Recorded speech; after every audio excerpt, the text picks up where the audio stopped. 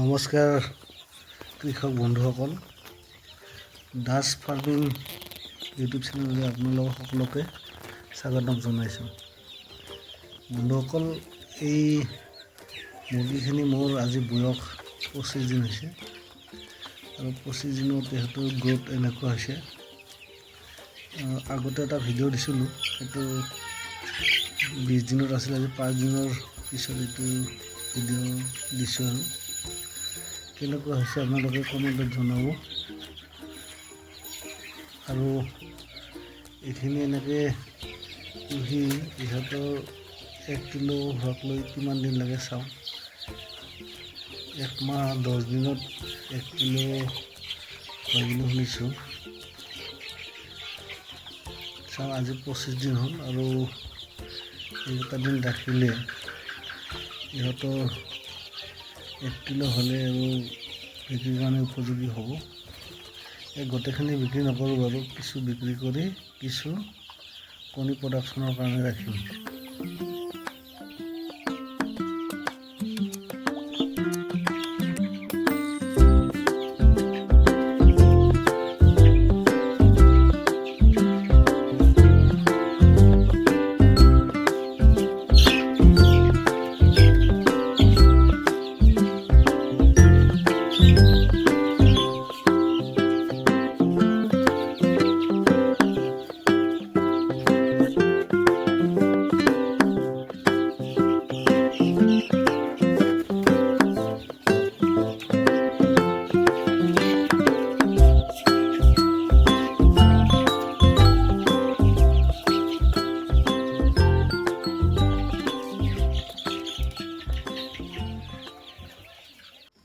এইটো ইনকিউবেটাৰ মেচিন ফ্লিপকাৰ্টৰ পৰা অৰ্ডাৰ কৰিছিলোঁ, যোৱাকালি আহি পাইছে।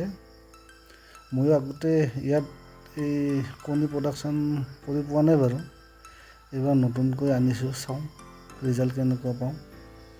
আৰু যদি আপোনালোকক এই ইনকিউবেটাৰ মেচিন লাগে, তলত লিংকটো দিয়া থাকিব, ফ্লিপকাৰ্টৰ পৰা অৰ্ডাৰ কৰিব পাৰিব।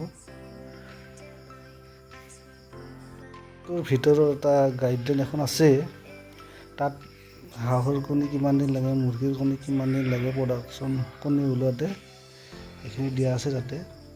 আৰু শেষত আপোনালোকক অনুৰোধ কৰিম যেন চেনেলটো ছাবস্ক্ৰাইব, ভিডিঅ'টো লাইক, কমেণ্ট এণ্ড শ্বেয়াৰ কৰি দিয়ে যেন।